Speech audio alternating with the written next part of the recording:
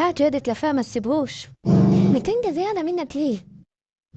معلش بقى مضطرين نمسكك، اصلها مفترية. ربنا على المفتري يا شيخ. استنى بقى لما اولع فيك. هو في ايه؟ حاجة انت مش راضي تولع كده ليه؟ 100 مرة نقول خلينا متحضرين ونجيب كبريت. هاتي كمان الحاجة مش مولع بيه. وبعدين يا عم هنعمل ايه دلوقتي؟ شكل السبوبة راح. طب وبعدين هنجيب حاجة منين؟ تعالى هنا استريح منا، ما نجيب حاجة نولع فيه.